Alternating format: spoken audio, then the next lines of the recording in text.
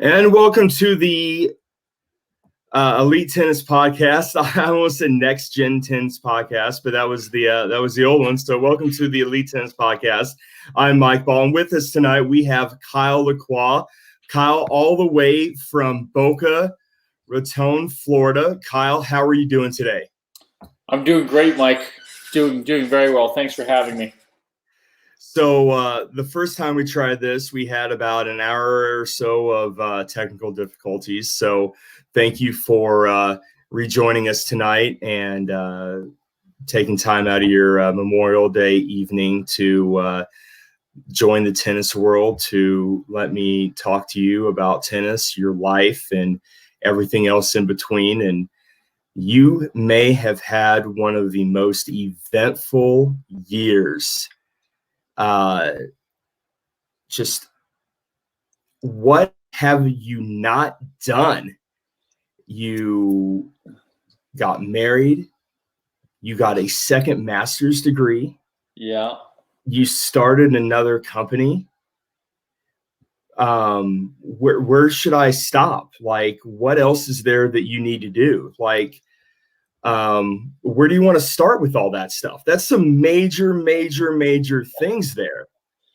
Yeah. So if we go by just the past 12 months, or if we just go by the start of 2020, either way, it was pretty eventful. It all started last year. Got engaged during the U.S. Open, and then just kind of carried that momentum all the way into 2020. Yes, got married. Yes, I graduated from Stanford with my second master's degree. Have a whole lot going on. Started Sets Consulting, which you mentioned. So it's just been a very busy time for me right now. I could not ask for anything more.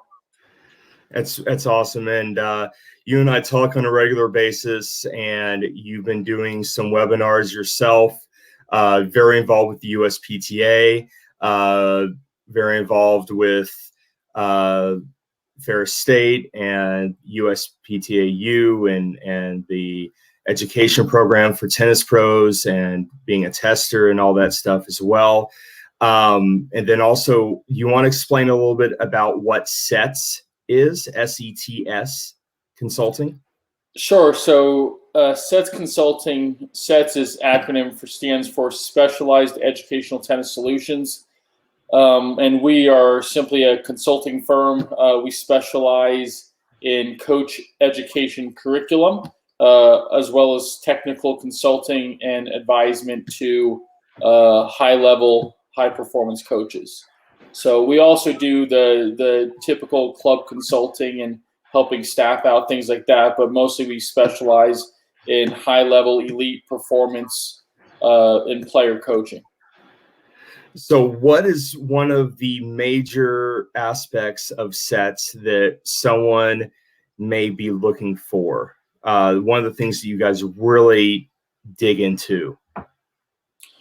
Sure. So one thing we really like to focus on with SETS Consulting is providing coaches, again, elite, high-level coaches, an opportunity to get better. We're not going to make great coaches. We're going to make great coaches even better. And our tagline is setting you up to set you apart. And so essentially that's really what we try to do. I have right now a couple clients on the ATP and WTA tours that are coaching players. I don't work directly with the players. We have a professional relationship with them, but I work strictly with the coaches, making sure that they get better, making sure that they improve for the benefit of the players.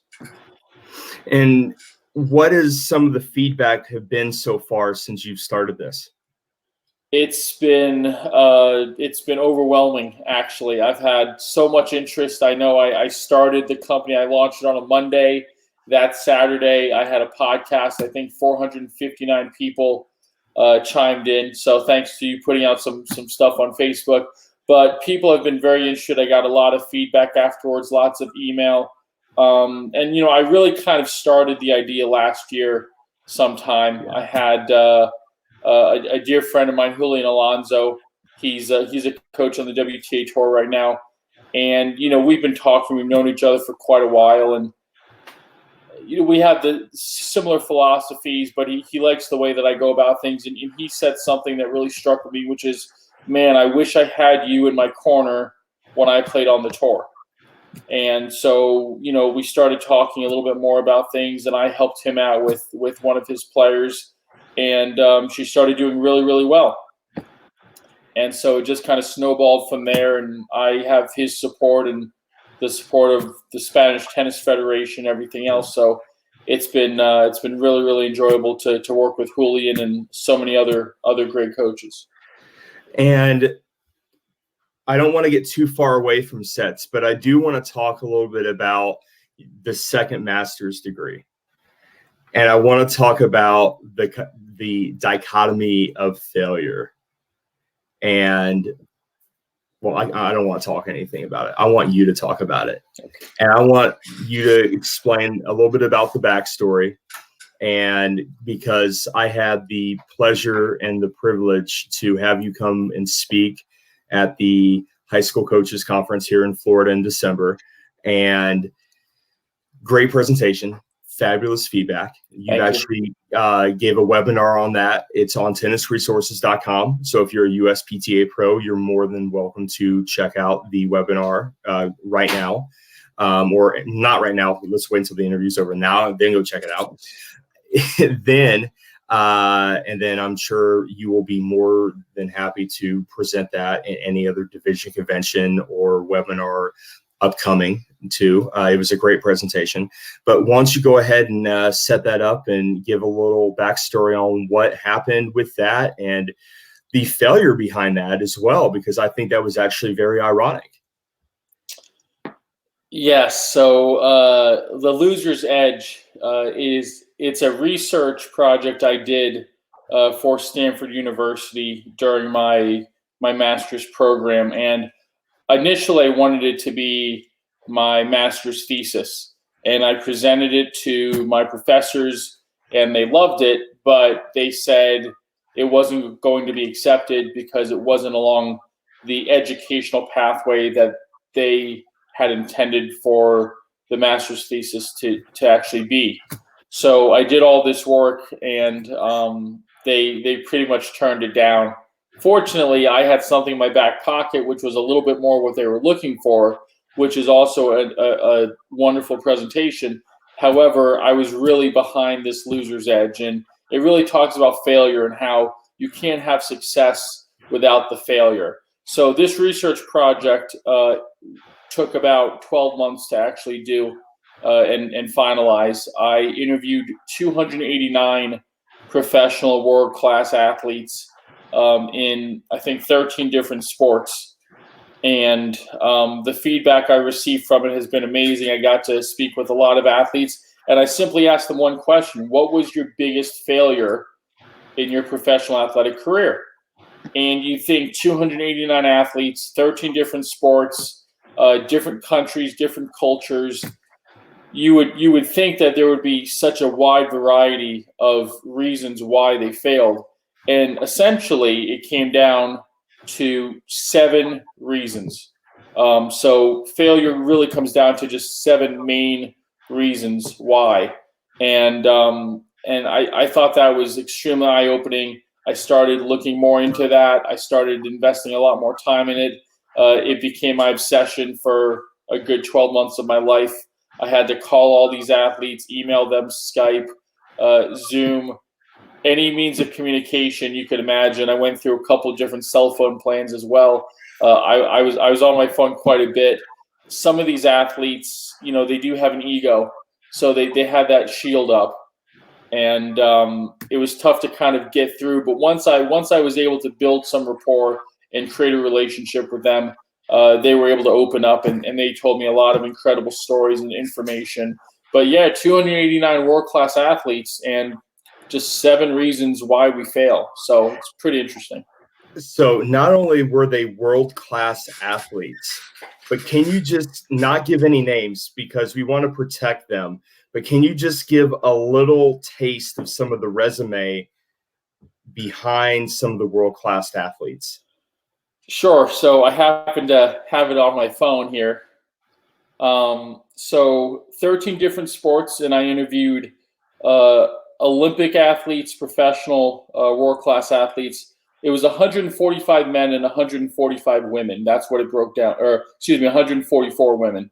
That's what it broke down to. 22 individual gold medals, 11 team medals, 38 Grand Slam titles. Tennis players were the largest majority of the athletes that I did interview, just because I'm a tennis guy.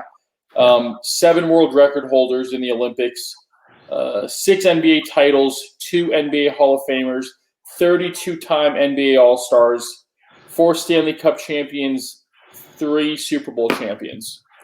So, yeah, I mean, these athletes that I interviewed definitely have been there, done that. They've been at the top of the game, and so they had a lot of incredible stories and some really invaluable experience that I was able to gain and draw from. I'm sorry you did not get to interview Tom Brady. Who says I did? Well, he has won more Super Bowl rings than what you gave off. So just process of elimination. There you go. I knew you were smart. I knew you were smart.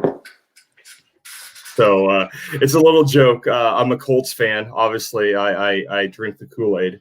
And Kyle is actually, he got his first master's from the University of Michigan, and he's a Tom Brady fan. So we have a few jabs here and there back and forth about this. And now Tom Brady is my neighbor, so to speak, not officially, but we share a waterway as a backyard. And that counts. It counts. Associated property. There's water droplets in the air. So, you know. Anyway, so off-topic question. What do you think about Tom Brady ripping his pants yesterday while playing golf? Yeah, I mean, it happens. Listen, world-class athletes, you know, they're going to do these things. They can stretch fabric to the absolute limits. And so, you know, this is just collateral damage. I mean, he is the GOAT, so GOATs are certainly allowed to rip their pants and do whatever else they want. I'm sorry, I just had to get a little one there. Did you happen to watch yesterday's golf match between Tiger, Peyton, Mickelson, and Brady? Unfortunately, I did not, but I did hear about it. Okay, because that was just up the road from you guys. And I didn't know, with all the rain, I didn't know if they were going to get it off or not. But yeah, I mean, it's been raining down here nonstop for the last 2 days straight. So I have no clue how they were able to even get one single round in of golf. But it could just be like the Boca bubble, as we call it. When it rains here, it rains nowhere else, and when it rains everywhere else, it never rains here. So. Well, you got to love Florida for that reason. So at least we're playing sports and we're having fun, and everyone else hates us for it. So it is what it is. So let's talk a little bit about the last year or so personally for you. You want to get personal, huh? You were like the tennis mystery man. Like you're the international man of mystery. You get engaged, nobody knows about it. Like Lisa put it on Facebook, like and then she puts it on Facebook, and then like I'm messaging you that she put it on Facebook, and you're like, how many likes did it get? And you're like, oh no, that's horrible. So I'm just joking. Sort of. So if I could just explain, when she posted it on Facebook, I was in the air. I was on a flight from New York down to South Florida that was supposedly about to get hit by a catastrophic hurricane, which of course it never did. But that's besides the point. I was on a plane. I didn't know she was going to post it on Facebook. So I was a little bit surprised. Number one, I'm a fairly private guy, but when it came to this, I was hoping for maybe at least 24 hours where I could just kind of embrace the thought of being engaged, and that could be our little secret for at least 24 hours. And then I didn't realize she posted it on Facebook, nor did I realize she's friends with 8,000 people. So my phone literally blew up when I landed, and I turned it on, and I was getting messages from you and everybody else, which was very nice, but I just don't like surprises at all, good or bad. That's just how I am. I don't really like surprises. So when you start texting me, I was like, wow, okay, it's on. It's out there. Hey, it's not official unless it's Facebook official. Clearly. And you're not on Facebook. So, I mean, actually, Josh Sturgis commented on this post. Wow, Kyle is on Facebook. That was the thing. Josh Sturgis, let's just show that there. Josh Sturgis, wow, Kyle is on Facebook. I'm not on Facebook. So it's a semi-annual appearance for you. Yes, although I do have to say, since you brought up Josh Sturgis, I do have to give him some credit because he was the one that hosted the USPTA district meeting at IBIS that I first met Lisa at. So Josh Sturgis can say anything he wants to about me. I don't care. I do owe Josh Sturgis a big thank you for making that happen because Lisa was a presenter at that district meeting. And there's a whole story behind that too, which I will get into on one of my webinars. But I do have to thank Josh Sturgis for that. Then a little bit later, a few months later, more than a few months later, you guys go ahead and pull the trigger, and you get married. And during this whole COVID thing, so you get engaged during the hurricane crisis, and you get married during a pandemic. So what's next? Like, what? I mean, well, what we're thinking about is going on honeymoon to West Africa and catch Ebola, because we just think that's kind of the way things are going. You know, natural disaster, global pandemic, might as well get some horrible disease in West Africa. So I'm kind of searching for that. No, honestly, in all seriousness, the wedding we actually had planned in April, and it was going to be the same thing. It was going to be down at City Hall, just real quick, simple, not a big fuss. And then when this whole coronavirus thing happened, there was talk of places closing down, and we didn't know about Delray Beach City Hall. So we just woke up a Friday morning. We had the marriage license already, so we woke up Friday morning, and we just went down and said I-dos. It was real nice, sweet, quick, simple, no fuss, which is what Lisa and I both like. And the rest is history. Happily ever after. Well, you guys are great together. You two have both been great friends to me and to Sarah. We will leave any stories with Sarah out of it for right now. Please. There are some fun ones. We're going to leave those out.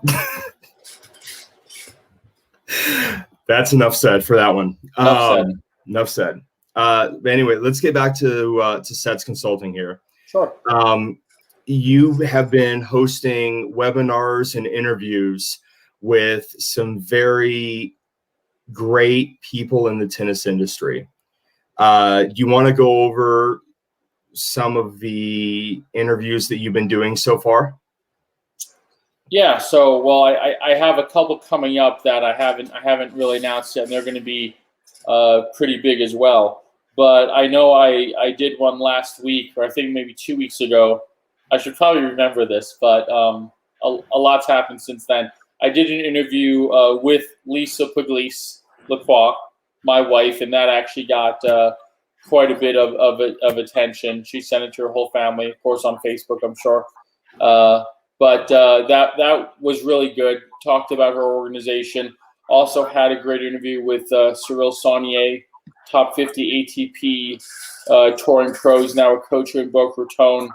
I've known him for a handful of years. Just kind of get his take on player development, some of his coaching philosophies. So it's been good. Like I said, the feedback from for Sets Consulting has been nothing short of amazing, and I'm humbled by it. The phone is ringing off the hook, and the email inbox is filling up quickly. But it's just been a good time, and I had this idea again last year, and I kind of made it official this year. But it's just been good, and like you mentioned earlier, the last year, and really beyond the last year, I'd say starting in 2019 was really a catalyst for so many other amazing things to have happened. I purchased another house last year, and all this was done kind of towards the beginning of the year, leading into the summer, towards the end of the year. Now we're going to 2020, but I think a big catalyst for that really was the death of my father. Early 2019, January 24th, 2019, it was on a Thursday, he passed away. And we didn't have the best relationship, but we started to kind of mend the fence a little bit. And, you know, there was a lot of stuff that was kind of built up. And I think his death, in a way, allowed me to be able to open up a little bit more. It kind of sobered me up in a metaphysical sense, if you will. And it just kind of told me, you know, life is short, and you got to start going for it. Yeah. So I think I was cruising a little bit, not in a bad way. I was still active and doing really good stuff in the industry, but it just completely changed my life in the way that I view things and I look at things. And so, like 6 weeks after his death, buy a house. A few months after, get engaged to Lisa.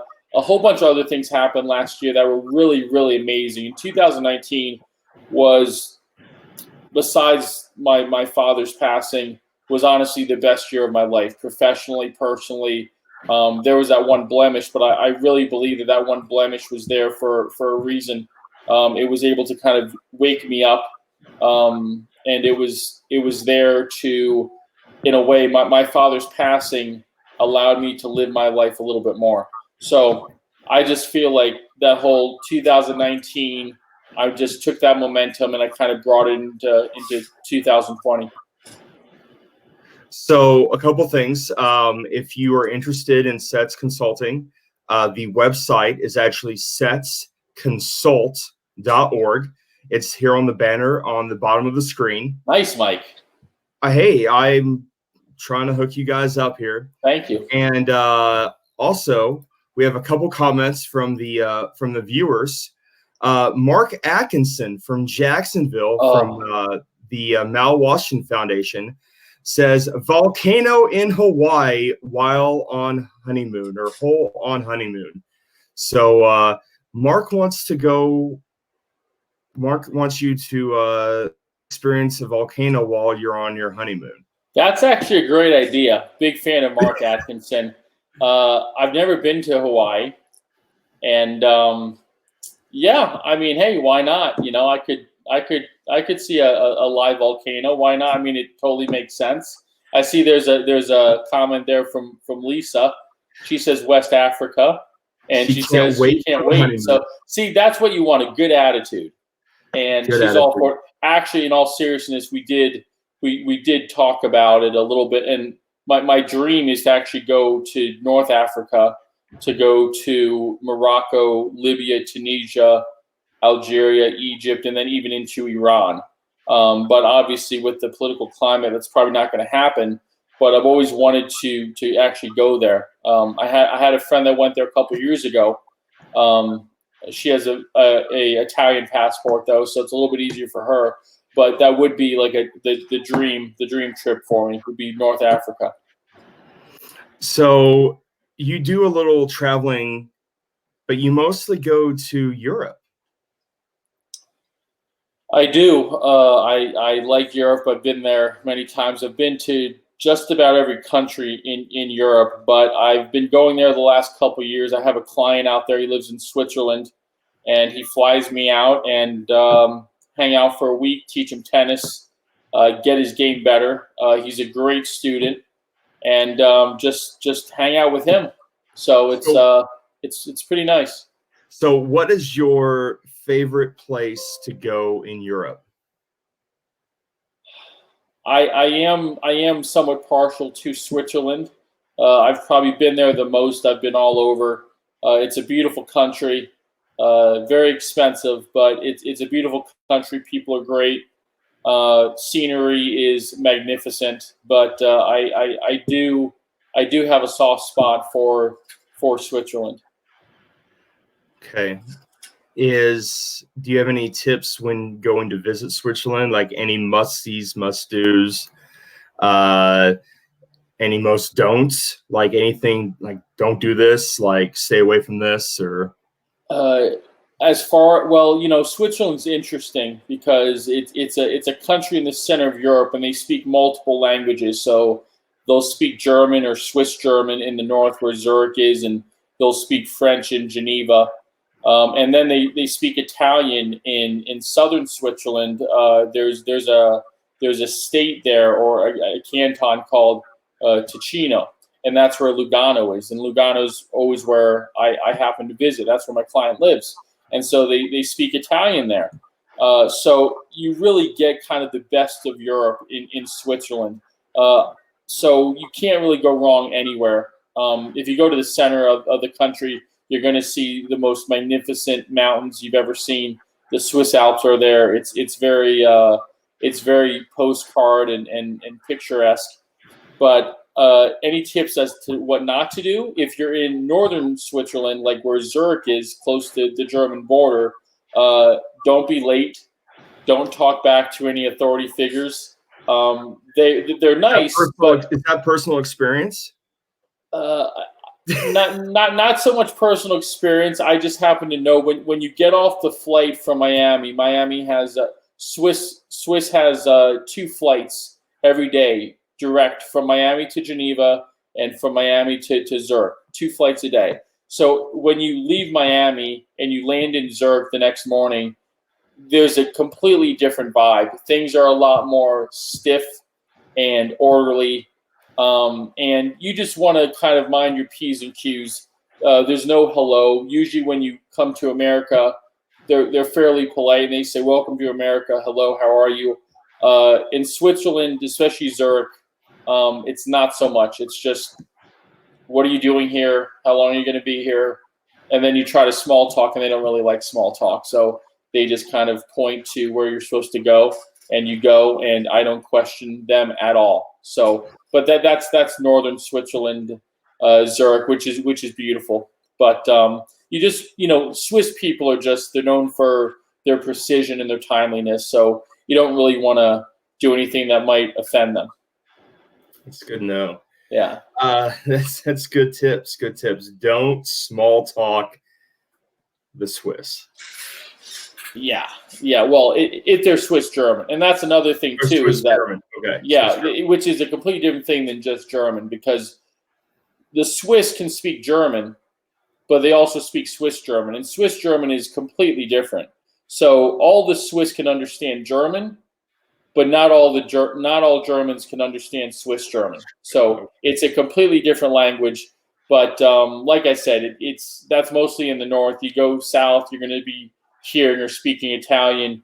If you go west, you're going to be hearing more French. So, but beautiful country, just a good mix of cultures and languages. So you want to go North Africa, do the trip there, and then into the Middle East, Iran. Middle East. Obviously, political climate, health climate, if that is what we were calling this, whatever this is right now. So that may all be delayed for the time being. But as far as tennis travels, where do you see yourself traveling for any tennis things, potentially for tournaments or for playing or for anything else? Well, it's a little bit uncertain right now, just because of the current global climate with the coronavirus and everything else, but also, the tours, or at least the WTA tour, just announced that they are players will only have one person on their team join them. So that's obviously going to cut down on multiple coaches and physios, trainers, entourages, things like that. So no plans to travel. I'm happy where I am. And honestly, this teleconferencing stuff with Zoom and all the other platforms, I've been using it for years now. Yeah. So I'm totally used to it, and I use it for a lot of my clients anyways. So for me, there's really no change. So if I do get to travel in the future, which I hope is soon, that's great. But I'm not planning on anything just yet. So, and I'm totally fine with that. That's good. So, like what you said, the innovation, and where do you see the innovation of coaching going? Well, I think coaches, tennis coaches especially, I think we are the most innovative and adaptable. And I think you've seen that over the last couple months. There's been so many tennis coaches that have stepped up, that have opened up new doors. I know Lisa just did an explosive class last week, which was incredible, and it was all online, and everyone logged into the Zoom platform, and they had an exclusive event online. And she's been doing all of her teletherapy online, and she has her weekend classes, her weekend tennis classes online. But Lisa's one example, but there's so many other pros that have really stepped up. And so I feel like this is just the beginning of something even bigger. I think an online platform for every coach is going to be almost a necessity. If you look at tennis and the way how quickly tennis evolves, the game of tennis changes every 6 months. And so when you see coaches that haven't been to a conference or don't have that many education credits, you kind of wonder how far behind are they really? Yeah. Because tennis is just constantly evolving. And if you look at all the sports across the board, tennis has changed the most out of all of them. I mean, you look at the equipment, the technology. Now, with that being said, tennis is still very old school, and I think there is an old school element to that. And I, of all people, am a traditionalist. I mean, if it was up to me, I would still make everyone play with wood rackets and serve and volley. But I know realistically, that's not going to happen, and I'm fine with that. But looking into the future, I think coaching on some sort of online or virtual platform is going to be key. I think selling your lessons and your knowledge online is also going to be critical. There's only so many hours in the day. 24. How many hours can you really teach physically on court? You can't. But what if you sell your knowledge to somebody in Japan, someone in Germany, someone in Australia? That's where we are going with this. And if there's one thing we can take from this coronavirus, is that it's not a setback, it's a setup for those that are willing to do it. And I'm so proud of the tennis industry for stepping up. And I've seen so many coaches now online that are starting to embrace this because now they're understanding. And sometimes we have to evolve out of necessity, but ultimately it's the ones that are most willing to adapt that are going to survive this. So we just have to be adaptable like we always have been. So I just want to bring this up real quick. It was 33 minutes and 40 seconds before you talked about the serve and volley. Okay. This I didn't know I was being timed, but thank you. Yes. No. This is something that we joke about all the time because you're big on the serve and volley. I'm big on the serve and volley. Your license plate is actually serve and volley. Yeah. Anyone wants to track you down, it's serve and volley. My license plate is not serve and volley, but close enough anyway. I thought that was kind of funny, but thanks for that. Thanks. I'm actually pretty impressed with myself. I figured it would for sure be in the first 10 minutes, so that's good. Oh, I thought it would be too. I thought we would nail it right away. And I'm like, no, we're not talking about serve and volley yet. Oh. I'm like, let's see how long it's going to take us to talk about serve and volley, and it's like 33 minutes, 40 seconds. It's good. Where do you see the women's game? They started coming in more. The men's game started coming in more. You said the game changes every 6 months. You're starting to see it a little bit more and more and more. Federer has gone on record saying that he wishes that the players would come in more. Where do you see serve and volley fitting in? So I don't think it's necessarily going to be the standard for every player across the board in 2 years, 5 years, or even 10 years. But I think it's going to be used more as a consistent tactic against certain players. I forget what year it is that Djokovic had his amazing run. I think he lost like 4 matches that year.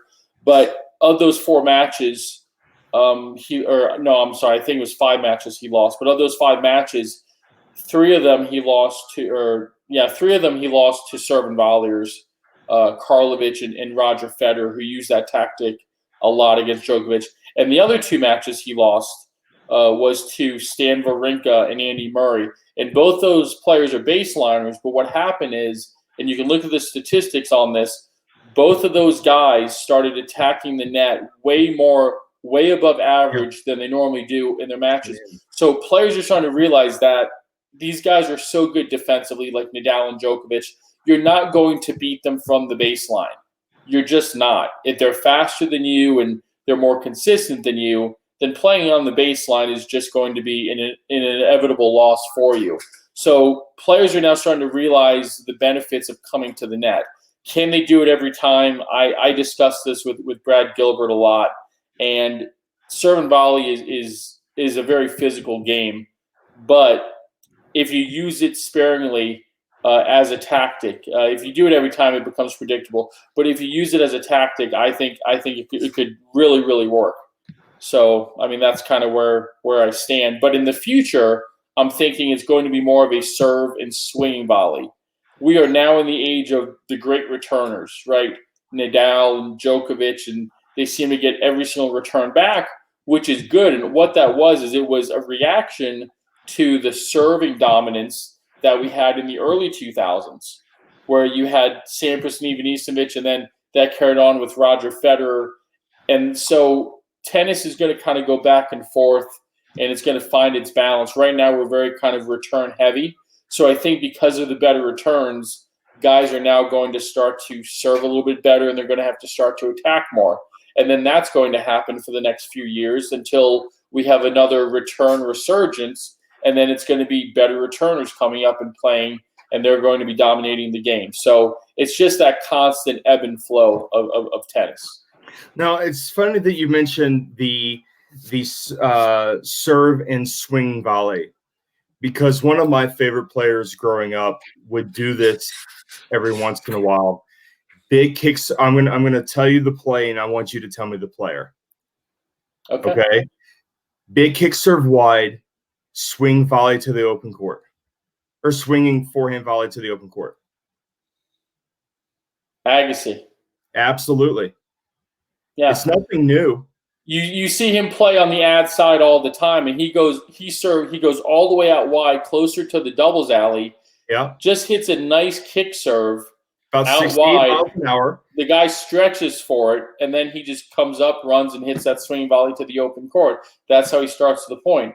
Murat Safin actually does that a lot too. His favorite serve is that wide serve, and then he doesn't necessarily take a swing volley, but he uses that wide serve to open up the court, so he already has an advantage to start the point. So absolutely. No, I mean, it's nothing new, but I think it's it's kind of like clothing styles. You know, it kind of comes back around again every once in a while. You know, they kind of circle through. Now combining it now with some of the technology and some of the grips and some of the string and the spins and everything, I think that can be really effective, you know, and combining with some of the racket head speeds and some of the rotational power that they have now, I think that can be really effective. Well, if you think about the way the game is going, I mean, the courts are no doubt getting slower, which certainly affects serve and volley. But the courts are getting slower, the bounces are getting higher, therefore the grips are becoming a little bit more extreme. Contact points are higher.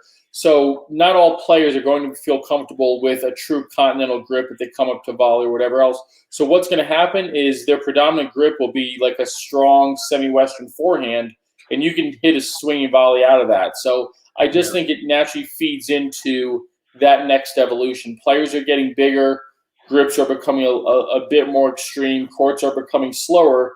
Players are going to realize that they're not going to be able to stay back on the baseline and rally all day with somebody who is quicker, faster, hits more tops than they do. That's why Nadal and Djokovic are having so much success, is because they are simply the best of all the players that play the same, and they happen to be the best. If you add in a little bit more variety, then it's going to change. But until you do that, you're going to have dominance, and that's how it is. On the women's game, it's going to be a little bit different. Nobody's truly dominant on the women's game, except for, you could say, Serena Williams with all of her titles. But essentially, the women's game, I actually like watching women's tennis a lot more, because you do see a lot more variety, and you do see a lot more creativity, because they don't have a 130-mile-per-hour serve and a huge forehand to end the point with it anytime they want to. They have to be able to create and construct the points. Therefore, you see a lot more improvisation, a lot more creativity. A great player to watch, actually, is this young Swiss girl. Well, she's mid-20s now, but her name is Victoria Golubic, and she has a one-handed backhand. I think she's like 5'8", 5'7", 5'8", but she has a beautiful one-handed backhand, gorgeous slice, uses the whole court, extremely, extremely creative and smart player. And why is that? Because she has to be. To play at that level, if you don't have the big game, you have to be super smart and super creative. And so I do enjoy watching the women's game because of that. There isn't so much monotony involved. It's a lot more of a mix. So last couple questions for you, and then I'm going to let you go so you can enjoy the rest of your Memorial Day weekend. Who do you think this may be the longest time off that professional tennis players have ever had? Who do you think this benefits the most? I think it's still Federer, Djokovic, and Nadal, and until somebody shows up, steps up, and does something about it, it always will be. I mean, you see Federer over the break; he's hitting against the wall, and to be honest with you, I think a lot of it is posturing. I think Nadal, Djokovic, and Federer, I think they've been practicing. I think absolutely. I think a lot of players have been practicing, and so it's just a matter of who can actually take that practice and be able to best put it and execute it during a match. Because the one thing that no players have right now is a lot of match play. So knowing that, let's say they're all practicing the same, which maybe some have, maybe some haven't, but if they've all been practicing the same, but there's still no match play, how do you gain your confidence? Well, you gain your confidence from being who you are, from having that belief. And who has the most confidence and belief? Federer, Djokovic, and Nadal. So I don't think anything has really changed.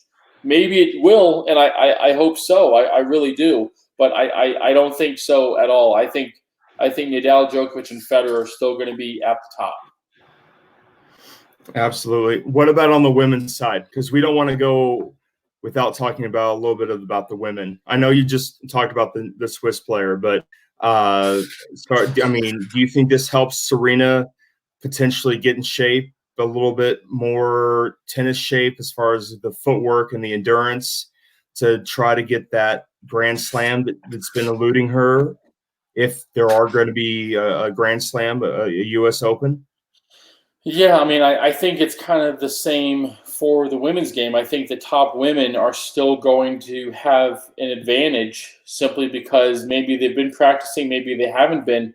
But either way, it comes down to belief, because you don't have any sort of confidence going into your first tournament when they all do come back because you haven't played a match in a couple months. So what's going to be the determining factor? I'm sure all the players have worked very hard on fitness. So that's kind of a push.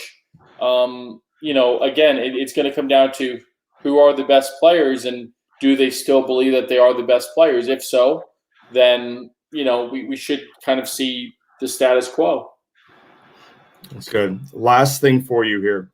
On your webinar and on your interviews, you run through a list of words, and you have your guest give a first word that comes to mind, and I want to do that with you, just to kind of give it what it feels.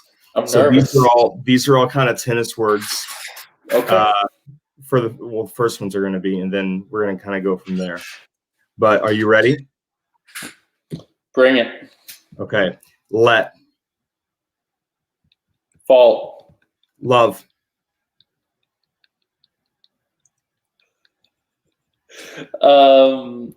Deuce. Seed. Say that again. Seed. Upset. Ace. Double fault. Folly. Serve.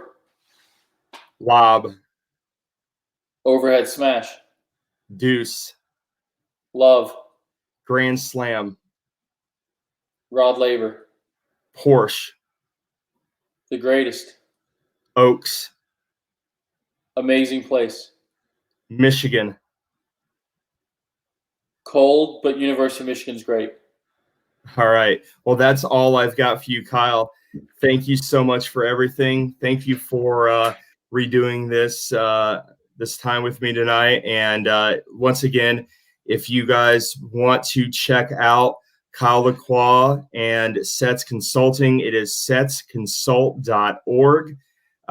He's got webinars coming up. Of course, if he's got anything coming up, I will be posting anything for him. I'm going to promote whatever you have. So you tell me what you got going on. I'm going to put it out there for you. You know how this works. We've been friends now for, 7 years now. So whatever it is.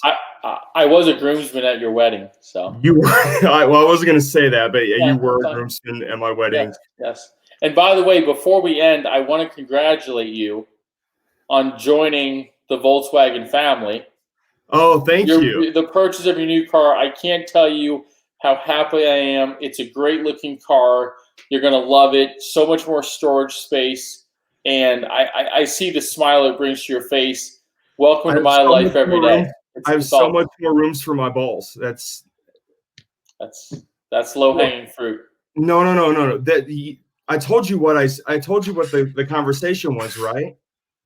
Like, honestly, no, the honest to God, true story was, it was a conversation. It was between one model and the other model. I was looking at two SUVs, and I look at my wife and I say, I can't get this model because it does not hold 12 cases of balls in the trunk. That's a valid reason, though. It's a valid reason. Yeah. So the reason, that was a valid reason. I have to have room for my balls in this SUV, and I'm a tennis pro. I have to talk about my balls, and that's you can be from Nassau County and you can laugh at it, or you can be a professional and you can keep on talking. And that's what we do, is we keep on talking, and we're not going to laugh about ball jokes. So that's all it's going to be. That's exactly. And you picked the perfect time to buy a car too. I'm an opportunist. Absolutely. This is the perfect time. I actually found out. I was at the Porsche dealership up in West Palm Beach, and I found out that Audi of West Palm Beach was the had the best sales of any car dealership in the country in March. They sold 33 cars in March, which seems like a lot. That's more than one car a day, but in this economic environment, that's pretty impressive. So but no, this is the best time. If you're an opportunist, it is the best time to buy a car. And if you wait a little while longer, the 2021 models are coming out, which is going to make the dealerships even more desperate to get rid of the 2019s and the 2020s. And with the whole economic uncertainty going on, they will get you an amazing deal. So, well, I was forced to this one.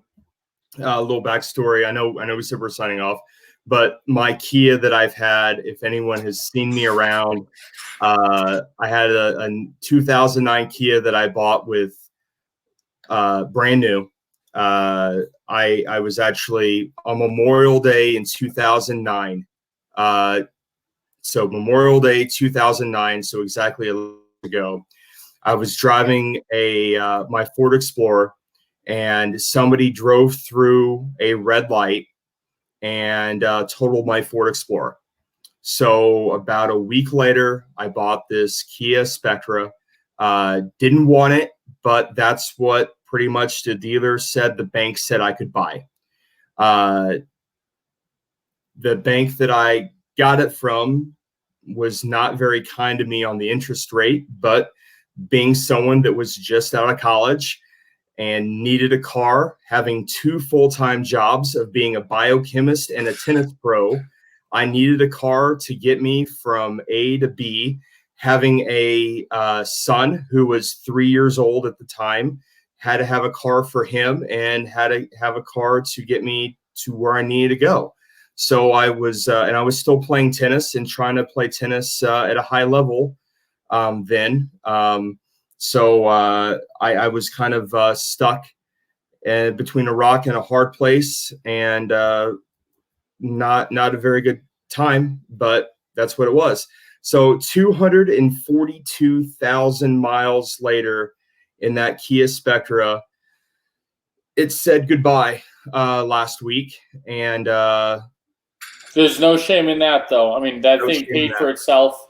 It hung till the very last day, and it's fantastic. You totally deserve this. So I'm happy for you, and I'm also proud of you because you took my advice.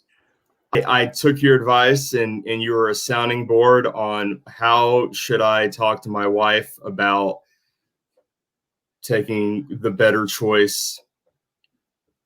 But that's neither here nor there. So anyway, I'm trying to convince Lisa we need a second Porsche in the garage, but I don't think she's going to go for that. I mean, she could. I just have to sell the house right now to do that. Well, I sent you the photo of Sarah's face and the mood that she was in at the dealership.